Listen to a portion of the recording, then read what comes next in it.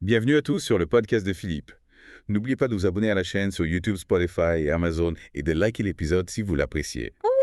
Aujourd'hui, on se penche sur l'univers fascinant de l'intelligence artificielle. Oui, Plus précisément, l'arrivée de ChatGPT sur WhatsApp. un tremblement de terre dans le monde de la tech. Exactement.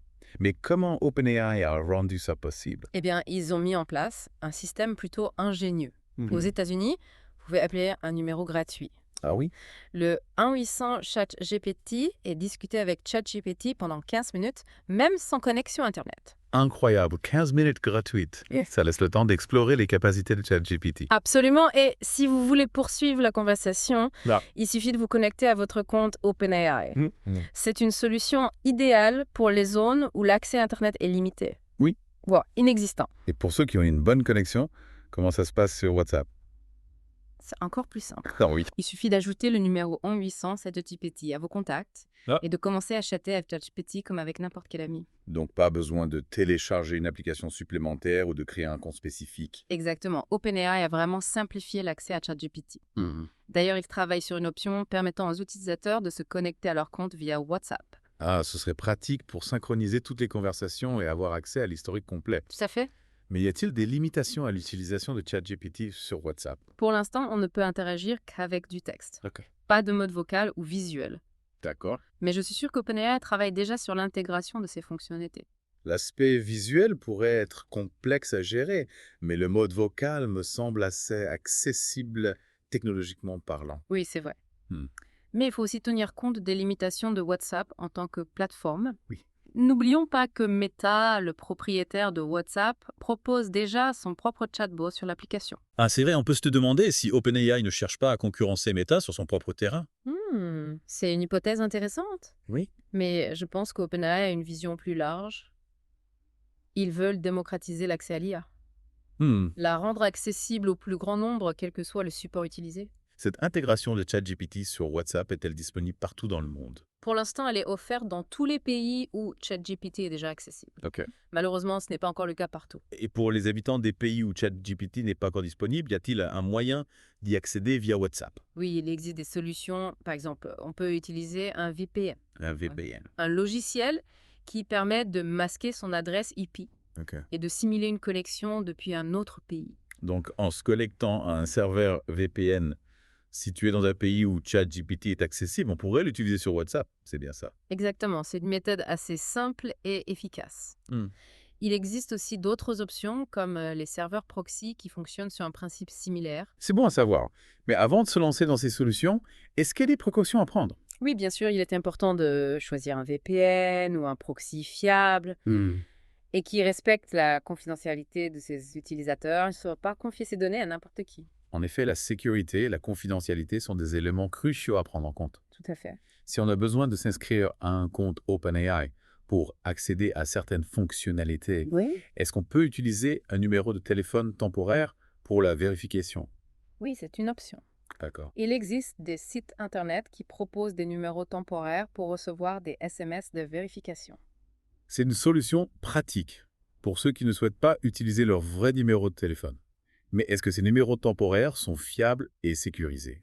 Il faut être prudent et choisir un fournisseur de confiance. Il est important de lire les avis des utilisateurs Oui. et de vérifier la réputation du site avant de l'utiliser. Si on ne souhaite pas utiliser un VPN, un proxy ou un numéro de téléphone temporaire, existe-t-il d'autres alternatives pour accéder à des services d'IA similaires à ChatGPT? Absolument, il existe d'autres plateformes d'IA comme Google Cloud AI ou Microsoft Azure AI qui proposent des fonctionnalités comparables. D'accord. Elles sont peut-être moins connues du grand public, Oui. mais elles peuvent être une excellente alternative. C'est rassurant de savoir qu'il existe des options, même si ChatGPT n'est pas accessible directement. Oui. Mais quelles sont les implications de cette intégration de ChatGPT sur WhatsApp? Est-ce que cela pourrait encourager d'autres IA à s'installer sur des applications de messagerie? C'est une question fascinante personnellement. Je pense que oui, l'engouement pour l'IA est indéniable. Et les entreprises cherchent toutes à se positionner sur ce marché en pleine expansion. Oui. L'initiative d'OpenAI pourrait bien créer un précédent et ouvrir la voie à d'autres intégrations similaires. Alors on pourrait imaginer un futur où on aurait accès à toutes sortes d'IA directement depuis nos applications de messagerie. Exactement. Imaginez une IA pour organiser votre agenda. Une autre pour vous donner des conseils financiers, une autre pour vous aider à apprendre une langue étrangère. Oui. Les possibilités sont infinies. C'est une perspective à la fois excitante et un peu effrayante. Oui, c'est vrai. Mais avant de nous projeter dans le futur, revenons à l'intégration de ChatGPT sur WhatsApp. D'accord. Quels sont les avantages concrets pour les utilisateurs? Tout d'abord, c'est un gain de temps considérable. Imaginez plus besoin de jongler entre différentes applications ou de naviguer sur des sites web complexes. Vous avez accès à ChatGPT directement depuis votre application de messagerie préférée. C'est un atout majeur. Oui. Et en termes de fonctionnalité, qu'est-ce que ChatGPT sur WhatsApp apporte de nouveau par rapport à la version web? En plus de la simplicité d'utilisation. ChatGPT sur WhatsApp offre une plus grande mobilité. Vous pouvez discuter avec l'IA ou que vous soyez à tout moment tant que vous avez une connexion Internet ou un forfait téléphonique.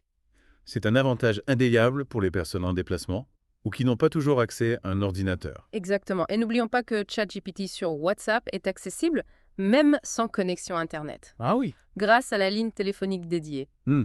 C'est une solution révolutionnaire pour les régions du monde où l'accès à Internet est limité. C'est un aspect souvent négligé, mais qui a un impact considérable sur l'accessibilité de l'IA. Absolument, OpenAI a vraiment pensé à tout en développant cette intégration. En parlant d'OpenAI, ils ont récemment fait d'autres annonces importantes concernant l'accessibilité de l'IA, n'est-ce pas? Oui, tout à fait. Ils ont notamment rendu ChatGPT Search gratuit pour tous les utilisateurs. Ah oui. Avant, cette fonctionnalité était réservée aux abonnés payants. C'est une excellente nouvelle. Ça signifie que tout le monde peut désormais profiter de la puissance de l'IA de ChatGPT. Pour effectuer des recherches sur Internet. Exactement. Et cela pourrait avoir un impact considérable sur le marché des moteurs de recherche. Google, qui domine actuellement ce secteur, pourrait bien voir sa position menacée par ChatGPT Search Touch. ChatGPT Search a le potentiel de révolutionner la manière dont nous effectuons des recherches sur Internet. Absolument imaginer un moteur de recherche capable de comprendre le sens de vos requêtes, de vous fournir des réponses précises et de s'adapter à vos besoins spécifiques. C'est ce que ChatGPT Search promet d'offrir. C'est fascinant. On a l'impression d'assister à un tournant majeur dans l'histoire d'Internet. Oui, c'est une période très excitante et OpenAI ne s'arrête pas. Là, ils ont également rendu public Sora, leur outil de génération vidéo. Sora, on en a beaucoup entendu parler ces derniers temps. Oui. C'est un outil qui permet de créer des vidéos de très haute qualité à partir de simples descriptions textuelles. Exactement. Imaginez, vous pouvez décrire une scène, un personnage, une ambiance et Sora génère une vidéo qui correspond parfaitement à votre vision. Incroyable. Est-ce que tu penses que Sora aura le même impact que ChatGPT? C'est difficile à dire pour l'instant, mais il est clair que Sora a un potentiel énorme. Imaginez les possibilités dans le domaine du cinéma, de la publicité, de l'éducation. On pourrait créer des contenus visuels incroyables, sans avoir besoin de matériel coûteux ou de compétences techniques particulières. Ça ouvre un champ des possibles immenses. Oui. Et ça soulève aussi des questions, bien sûr. Oui. On peut imaginer des dérives comme la création de fausses vidéos hyperréalistes. Absolument. C'est pour ça qu'il est important d'encadrer le développement et l'utilisation de ces technologies. Il faut s'assurer qu'elles sont utilisées à bon escient et qu'elles ne servent pas à des fins malveillantes. On a beaucoup parlé de ChatGPT et de Sora, mais il ne faut pas oublier qu'OpenAI n'est pas la seule entreprise à travailler sur l'IA. Il y a beaucoup d'autres acteurs sur ce marché, comme Google, Microsoft, Meta. C'est vrai, on est dans une période d'intense compétition et d'innovation dans le domaine de l'IA. C'est passionnant de voir comment cette technologie évolue à une vitesse fulgurante. On n'est qu'au début de cette révolution. On peut s'attendre à voir encore plus d'avancées et d'applications concrètes de l'IA dans les années à venir. Absolument. L'IA va transformer notre monde de manière profonde et durable. Il est important de s'y intéresser et de comprendre les enjeux pour pouvoir participer à ce changement de manière éclairée. Tout à fait. Et c'est justement ce qu'on essaie de faire avec OSP. Le podcast de Philippe vous informer et vous faire réfléchir sur les grandes tendances technologiques qui façonnent notre société. Exactement. L'information et la réflexion critique sont essentielles pour naviguer dans ce monde en constante évolution. On en revient toujours à l'importance de l'éducation et de la sensibilisation. Il faut donner à chacun les clés pour comprendre l'IA et ses implications. C'est la seule manière de s'assurer que l'IA soit utilisée de manière responsable et qu'elle profite à l'ensemble de l'humanité. Pour revenir à l'intégration de ChatGPT sur WhatsApp, on a vu qu'elle permettait d'accéder à l'IA, même sans Internet. Oui. Est-ce qu'il existe d'autres initiatives qui visent à démocratiser l'accès à l'IA dans les pays en développement, par exemple? Oui, absolument. Il y a de plus en plus de projets qui cherchent à rendre l'IA accessible aux populations qui n'ont pas forcément accès à Internet ou à des ordinateurs puissants. C'est une excellente nouvelle. On peut imaginer des applications de l'IA dans des domaines comme la santé, l'agriculture, l'éducation. Tout à fait. Par exemple, on pourrait utiliser l'IA pour diagnostiquer des maladies, Hmm. pour optimiser les rendements agricoles, Oui. pour personnaliser l'apprentissage. Incroyable de penser à tout ce que l'IA pourrait apporter aux pays en développement. Oui, l'IA a le potentiel de réduire les inégalités et d'améliorer la vie de millions de personnes dans le monde. C'est une perspective vraiment encourageante. Oui. Mais il faut aussi veiller à ce que cette démocratisation de l'IA se fasse de manière équitable. Bien sûr, il est important de s'assurer que l'IA ne crée pas de nouvelles fractures numériques ou sociales. Il faut que tout le monde puisse bénéficier de ces avancées sans discrimination. C'est un défi de taille, mais je suis convaincu qu'on peut y arriver si on travaille ensemble de manière collaborative et transparente.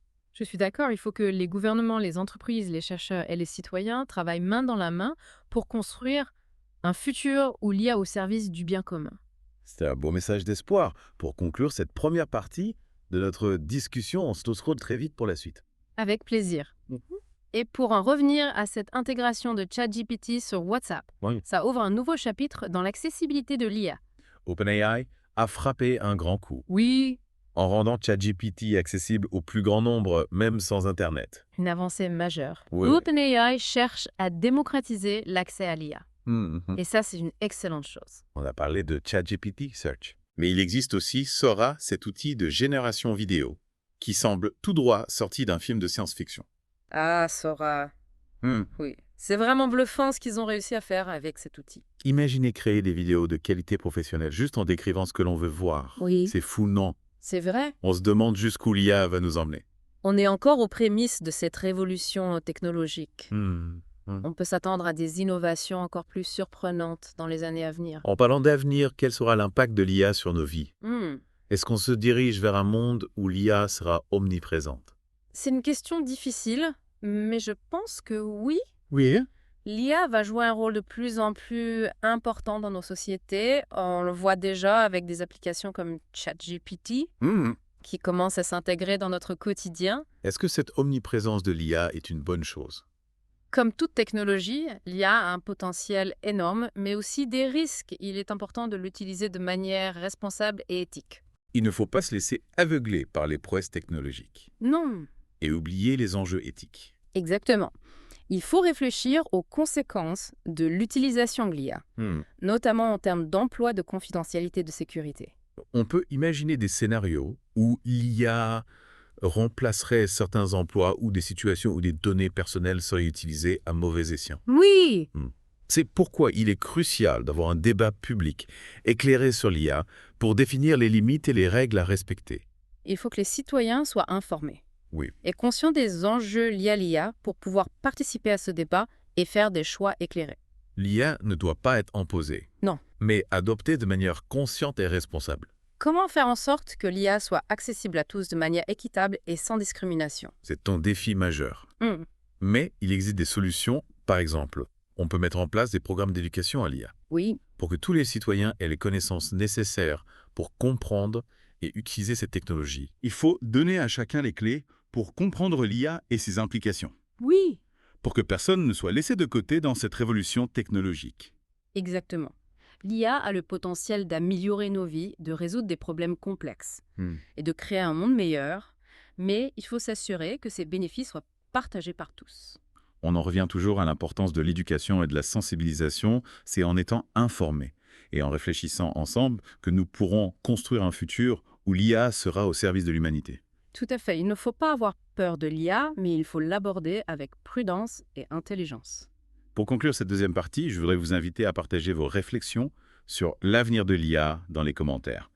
Quels sont vos espoirs, vos craintes, vos attentes? On se retrouve très vite pour la troisième et dernière partie. Pour répondre à votre question sur l'avenir de l'IA, il est important de rappeler que nous sommes aux commandes. L'IA est un outil et c'est à nous de décider comment nous voulons l'utiliser. C'est vrai, on a tendance à oublier que l'IA n'est pas une force autonome. Qui nous dicte sa volonté. C'est nous qui la créons, qui la nourrissons de données et qui la dirigeons vers des objectifs précis. Et c'est là que réside la responsabilité de chacun, que l'on soit chercheur, développeur, entrepreneur ou simple utilisateur.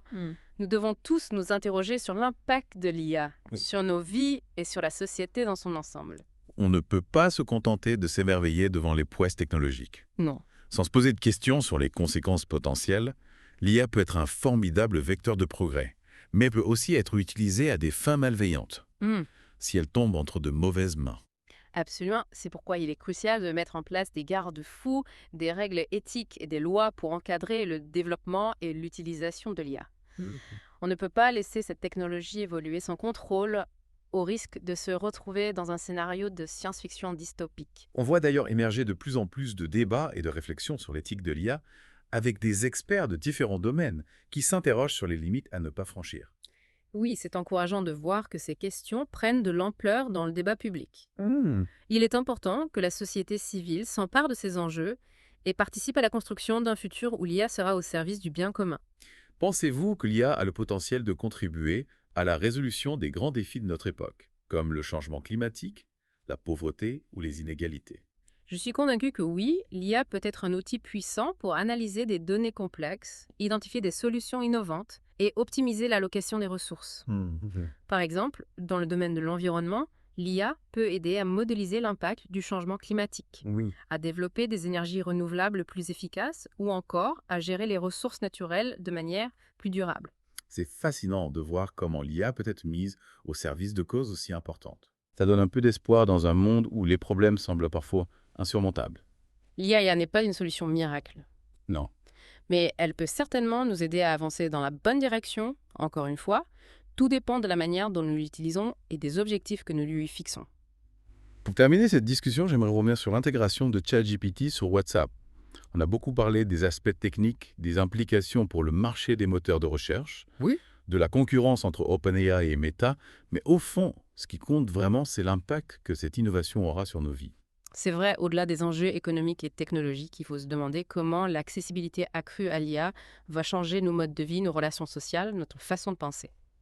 C'est une question fascinante, et je pense que nous n'avons pas encore toutes les réponses. Non. L'avenir de l'IA est encore incertain, mais une chose est sûre, cette technologie va continuer à évoluer à un rythme effréné, et nous devons nous préparer à vivre dans un monde où l'IA sera omniprésente. Absolument. Et la meilleure façon de se préparer, c'est de s'informer, de réfléchir et de débattre.